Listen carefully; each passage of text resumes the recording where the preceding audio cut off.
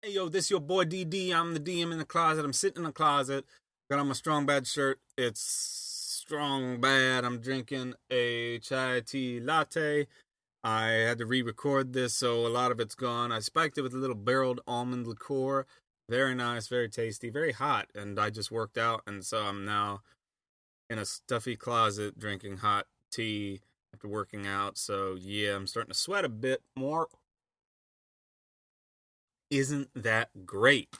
So today I want to talk about something that I teased a lot in other videos, and I look back at some of those videos and I'm like, wow, I did not explain that at all. So let's talk about percentile dice. Percentile dice, percentile dice. Those two D10-ish things, when the one's the double digits, tens place, and then the other's the single digits. These do not get used. No, they don't get used anywhere near enough. It adds the most fairness, I think, to the game you can have. It streamlines, it expedites, it makes the game more fun, it gives you more suspense. It leaves a lot more things up to chance. It's kind of the ultimate chance die. It's on a scale of 1 to 100, and you can use it thusly. The first thing I would say you could use it for is to put a little more into the difficulty of different skill abilities or checks, or however you ever like to say it. I'm all muddled between 3, 5, and 5, and you know I'm gonna say terms that are not appropriate for 5, and it's just gonna happen. You know what I say. So like if I'm doing a lock picking skill check or whatever, and my rogue is going for the lock, and they add so much off the bat that it's like, what's the point of having a locked door? There tends not to be. So even like when you boost up your skill rank all the way up in like Skyrim or something, you're still there doing the thing with the lock. And what that does is you can tell you're good at it. You're getting the skill, you can unlock it, your thing doesn't break or whatever. But then you're also being challenged at the same time. You still have to do it. Whereas in an RPG or a tabletop RPG, you're just like, yeah, I do it. I roll the dice and I do it. And you're like, well, the lock just jumps open at the side of you because you rolled a 50 or whatever it is. So what we can do with the percentile die is, as depending on what the character rolls, they have a certain percentage chance of getting the lock. And if they don't get it, then that's it. Don't let them keep trying, because then it's pointless. So say if a character rolls a 10, maybe they have a 35% chance of opening the lock. And this is interesting because it keeps it so it's always possible to open the lock, no matter what the DC is. You kind of ignore it. The DC kind of goes out the picture here. I'm sorry, DC, but yeah. And of course, these are a lot of homebrew rules, so you can ignore it all if you want and just say, I'm not gonna listen to that jerk in his homebrew. I'm gonna drink some chai. So you can always, the option for getting it is always there. It's just the chances are really low. Depending on if you roll a 1, the chances are gonna, I'd make it. You have a 1% chance of opening this, or whatever you want. So you can use it to keep the people who are doing these skill checks or proficiency checks or all this stuff. You can keep them on their toes. You can make their roll more meaningful. You can add more suspense to the roll using your percentile dice, because there's always that chance you make it, you not. But you also can use the percentile dice to keep untrained PCs at bay.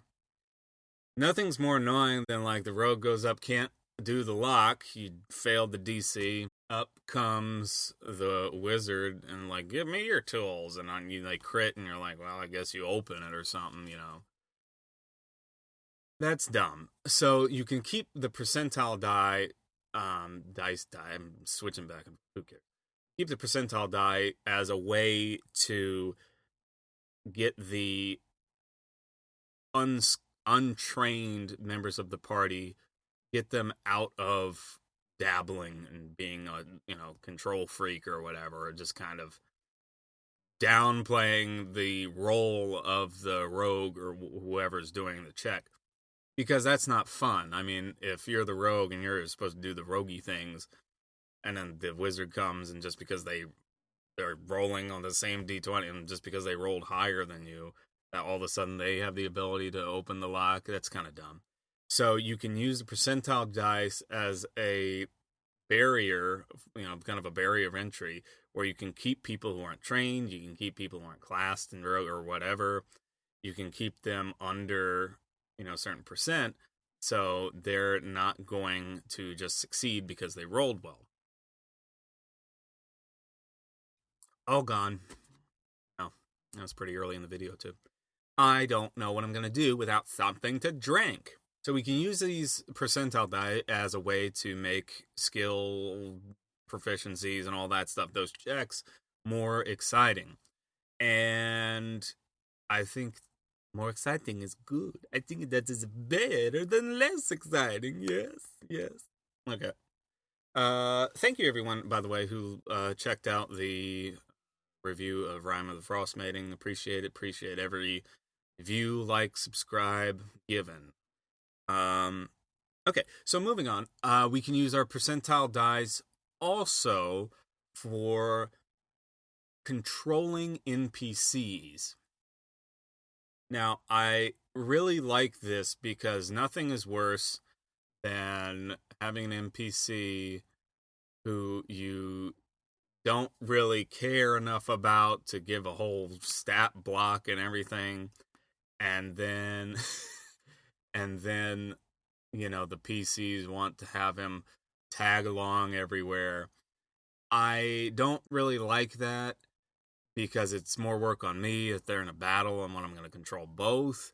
So I always like giving control of the NPC over to the PCs if they're going to use him. But I don't want them to get bogged down by another whole sheet of stuff. And unless this is a very capable NPC where they have class ranks or whatever, and they need to see the abilities, if it's just a ho-hum Harry, I made that up, ho-hum Harry, then I just like to give the different abilities. So, and really just the physical ones, so con, strength, dex, and then also I do a battle kind of. And what I like to do is have each NPC have a DC, a charisma DC, that a player has to hit in order to get them to follow a command. And they can be low, but it just kind of adds this element that they're their own person, and it kind of gives more stuff for the people who are good at talking to do. They have the ability to persuade, and they can command, basically. They can command the NPCs to do stuff. And in that same regard, we can have percentiles designating the NPC's abilities, be it with dex saves or checks, strength saves or checks, and we could also do battle, checks or however you want to do that. So instead of, hey, John Jones, you get your stat block up. Okay, you're gonna go attack the goblin, and you got to roll, and I had 5, and then you gotta, and wait, you're using a sword of wonder, so there's wonder damage and all. No. So what I like to do is say, okay, Joe, whatever. What did I even name him? It was 2 seconds ago. I forget. Ho-hum Harry. Let's call him Ho-hum Harry. Ho-hum Harry, go attack that. Ho-hum Harry has a 65% chance of attacking. And we leave it at that. You roll the percentile, the dice fall, you do a set damage, and that is, or you roll the damage, and then that's that. hey, ho hum Harry, climb this wall. Instead of a D20 and having a stat block and all this stuff, just say, ho hum Harry, in my mind, is someone who got very weak upper body strength. And so his proficiency in such an endeavor would be 35%, or, that's his success rate. And it's a different, I know it's totally different. It's sacrilege. It's totally different, but it streamlines, it totally gets down to the nitty gritty of what you want your NPCs to do.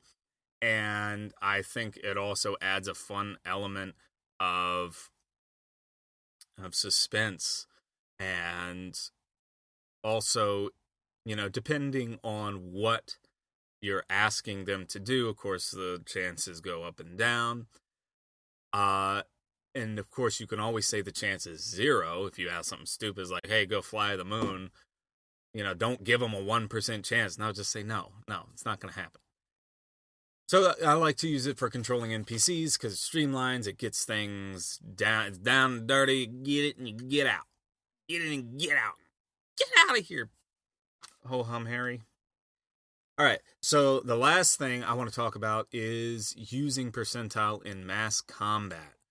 And this can be on off the map. And I mentioned this like in passing in the mass combat thing, and I was just like, why didn't I explain that more? I just said use percentile dice, and I'm like, is that really all I said? And it's all I said. So this is where I'm saying more. So percentile dice in mass combat. You're charging a hill, and there's archers all over the top, and they're all shooting down at you. I'm gonna roll 50 D20 for all the archers shooting right at your face. No. Nope. Put the D20 away. Okay? Put it away. And what we're going to do is we're going to take our percentile dice out. And we can use a percentile dice in conjunction with AC. We can figure out a correlation there. Say if the DC is 15, then maybe we start at they have a 50% chance of being hit minus their AC, and then that is their probability of getting hit. When they get hit, you have a set amount of damage, more than just one arrow worth, but not 50. So instead of a D8, maybe you roll 2D8, and that's the damage for charging up a hill with a bunch of archers shooting at you. And I think that more captures the gravity of the battle. It also makes it so the DM can't start targeting the PCs, and it just allows for a very streamlined experience. Because I can tell you of no PC who wants you to roll 50 D20s against them. Now, not everyone's running battles that big, I know, but this is an instance where I like to pull out the percentile. You think about it beforehand. What are the odds that someone charging up a hill, no cover, what are the odds they get hit? And we can talk about DCs at different levels that will decrease your chance to get hit.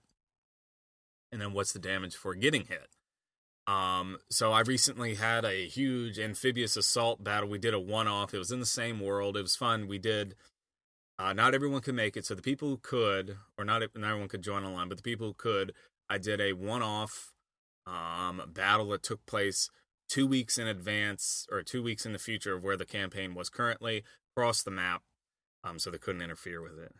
And it was an amphibious assault, and it was quite a fun game, because they had to get off the boats. They were getting on the beach. They had to, they had different rocks they could hide behind. But every time they moved, they had all sorts of artillery and bows and all this stuff raining down on them. And what I did is I had markers like every 10 squares or so, and it would mark how, it'd mark a certain, like 50 feet, 100 feet, 150, all that. And what it would do is once they cross that, the DC, or the percent chance of them getting hit, goes up. And that's how I calculated that. And so it was a fun way to get this huge battle feel without me rolling a crap ton of dice all the time. And so I think that worked out well, and they had a lot of fun with it. And with all their people they were coming on shore with, don't worry about them. You don't need to worry about NPCs killing other NPCs. Just randomly, if they're talking to one, have them get shot. You're like, "Ah!" And then he falls down. Just every once in a while, just knock a few off. You don't have to keep things in turn. And this is where, also with my mass combat, every turn that the PC takes, the enemy takes that turn as well. So the enemy goes every single turn. And that also, it makes battles a lot harder. It makes it evens out the action economy. And it gives a huge sense of fear. Your character could die. This could be bad. They managed to get off that beach. I was very proud. They made it off that beach. And they went to save the day. Had very important consequences on the continent, I must say. So we had this successful battle. We used our percentile dice. Everyone was happy. Yes, it was a homebrew rule, but I like it a homebrew when it makes it a battling more and exciting, because nothing is worse than boring battle in 5e. I used to avoid it like the plague until I realized that, hey, I could just make up how this works. Yeah, so that was a little bit about my ideas for percentile dice. You can use them for a myriad of things. I just named 3 things that I use them most for. We had our skill enhancement, we had our NPC control, and then we had our mass combat streamlining. Well, it's all streamlining. It's all methods of, well, except for the first one that adds a little component, but it makes it more fun. It all makes it more fun. It makes it more challenging. It gives that sense of suspense. Everyone's watching the dice, and you have a good time. You have a really good time. So this has been DD from the Closet. Thank you so much for watching. Please give me a like, give me a subscribe, show me some love, chat it up in the comments. Tell me something. Tell me that I'm full of BS because I'm making up rules about percentile die. Or if you like it, say I'm gonna only use percentile die and screw every other die, and don't do that. But yeah, so it's been great. It's been fun. It's been real. I gotta get out of this closet. I'm sweating pretty bad. See y'all next time.